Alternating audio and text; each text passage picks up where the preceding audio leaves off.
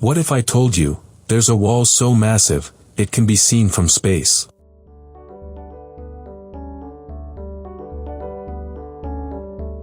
A wall that slithers like a stone dragon across mountains, deserts, and valleys for thousands of miles. A wall built not just with bricks and stones, but with the blood, sweat, and lives of millions who never returned home. This is not just a monument, it's a mystery. Was it truly a shield against powerful invaders, or was it a symbol of fear and control, crafted by emperors to remind their people of who ruled over them? Today, we journey into the hidden truths of the Great Wall of China, its construction, its sacrifices, and the haunting secrets that still echo across its silent stones.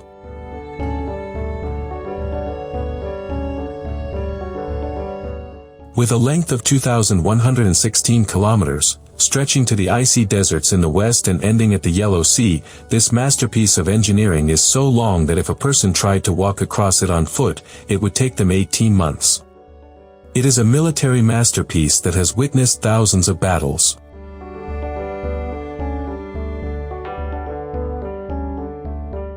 If you have already guessed what we are talking about, then your general knowledge deserves praise.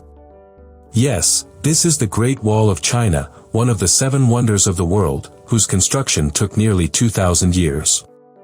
Today, this documentary will take you on a journey to China and open the pages of history related to the Great Wall of China, because within its heart are hidden countless mysteries that remain unsolved to this day.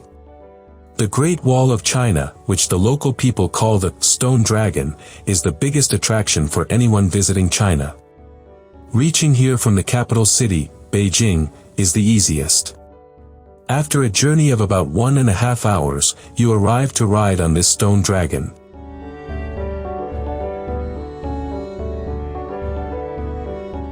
This is the largest wall in the world, which for centuries has served as a protective shield for China.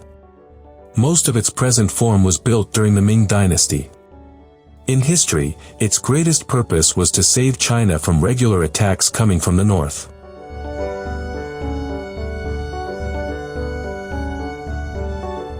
Along with that, it also served for border security, international trade, and cultural exchange. But in the modern era, it has become a national symbol of China and the biggest attraction for Chinese tourism. However, in its earliest stages, the reasons for building this wall were very different. Experts of Chinese history, language, and culture are called sinologists. One such sinologist, Karl Ostapolobin, explains that in the region there is a type of sandy soil called loess. This soil made irrigation and farming easier for the Chinese people. That is why people reached as far as the valley of the Yellow River. But large-scale farming required a massive labor force, which led to the evolution of government and bureaucracy. The government employees not only collected the harvest but also built large storehouses to preserve the crops.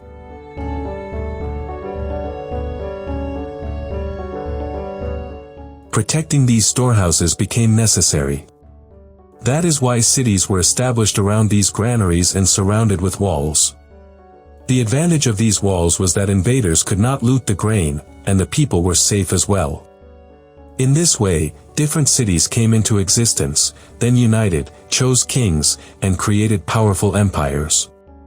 As the number of empires grew, China's border areas began to be defined, and the length of the walls gradually expanded, enclosing cities. The broader picture was clear. These walls provided the Chinese Empire with a strong security system against northern invasions. But why exactly was there a need to build such walls? To understand this, we must look at the root cause. The northern tribes of China had fertile agricultural land, but despite this, they turned into fearsome warriors.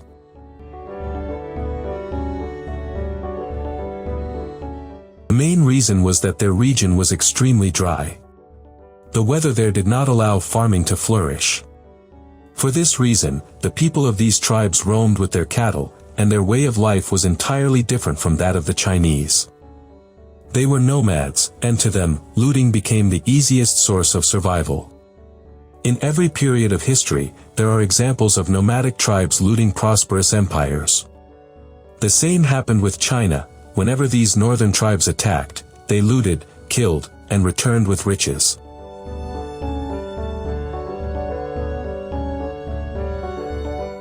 The Chinese had only one option to defend themselves: they built walls. And from here begins the story of the Great Wall of China. As time passed, every Chinese kingdom started building its own walls for security. By the time of the Qin dynasty, China became united, and its first emperor, Qin Shi Huang, decided to connect these walls together. Thus, the construction of the Great Wall began in an organized form. This wall was not only a security measure but also a symbol of China's power.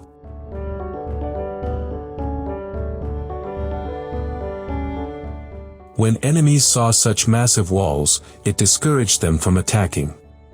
But building this wall was no ordinary task. It required unimaginable manpower and resources.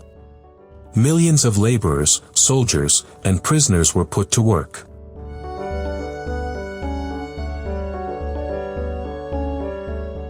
Some historians believe that more than 400,000 workers died during the construction. Because of this, the Great Wall is also called the longest cemetery in the world. Whenever the wall needed to be built or repaired, huge amounts of labor were demanded from the people. Farmers, workers, and prisoners were taken away from their homes and families. The wall became a line of life and death for many Chinese. The Great Wall was not built in one single stretch. Different rulers built it in parts, and with time, it kept expanding. The earliest sections were made from compacted earth and wood, but later, during the Ming dynasty, bricks and stones were used, which made the wall even stronger and more durable. The construction technique was fascinating. Laborers pressed earth tightly between wooden frames, layer after layer, until the wall reached the required height. In rocky regions, huge stones were used, and in plains, mud bricks were the main material. This is why, even today, the wall looks different in different regions.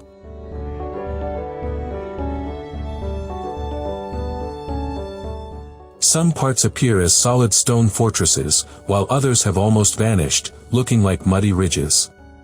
But what surprises historians most is how such a massive project was executed without modern machinery. At that time, neither cranes existed, nor bulldozers or trucks. Everything depended on human hands, animals, and wooden tools. The workforce carried heavy stones up steep mountains, often barefoot, with little food. That is why the wall is often considered not just a military defense system but also a monument to human sacrifice. Along the wall, watchtowers were built at specific distances. These towers played a major role in communication. When an enemy was spotted, soldiers lit signal fires on the towers. This message quickly traveled from one tower to the next, alerting thousands of troops within hours. It was one of the most effective early warning systems in the ancient world. Apart from soldiers, the wall also had barracks, stables, and arsenals. This means that the Great Wall was not just a wall, it was a complete military structure, like a living fortress spread across mountains and valleys. But one mystery still remains.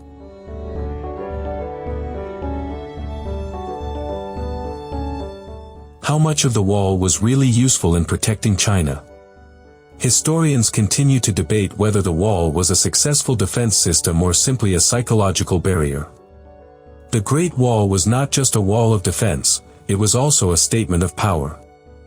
It told both enemies and Chinese citizens that the empire was strong and united. Whenever foreign traders or diplomats entered China, the first thing they saw was the endless wall stretching across mountains. This immediately gave them a sense of China's vast strength. But along with strength, the wall also brought suffering to ordinary people. For common villagers, it was not a symbol of pride but of forced labor and sacrifice. Families were broken apart as men were dragged into labor for years. Many never returned home. Legends say that their bones became part of the wall itself. Despite this, the Great Wall became a cultural icon. Poets, philosophers, and historians often mentioned it as proof of China's greatness. Centuries later, during the Ming dynasty, the wall reached its most advanced form. Brick, stone, and tiles were used, wide roads were laid along the top so soldiers and horses could move quickly. This was no longer just a mud wall, it had turned into a fortress city stretched across thousands of kilometers. Merchants who traveled the Silk Road often passed near the wall. For them, it was a sign that they were approaching the powerful empire of China. Yet, despite all this strength, the wall could not stop every invasion. The Mongols under Genghis Khan, and later his descendants, still managed to breach Chinese defenses. Even the Manchus entered and established the Qing dynasty. This raises a major question. If the wall could not stop such powerful invasions, then was it truly successful?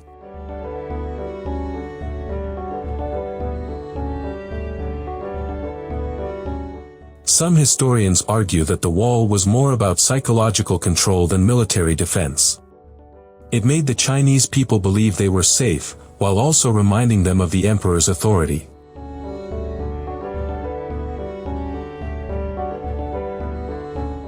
In this way, the Great Wall served both as a shield against enemies and a tool of political power within China itself.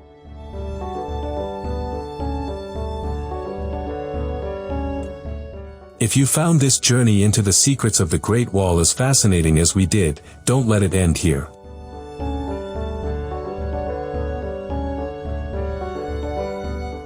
Hit that like button to support more stories like this. Share this video with friends who love history and mystery. And most importantly, subscribe to our channel so you never miss the hidden truths we uncover from around the world.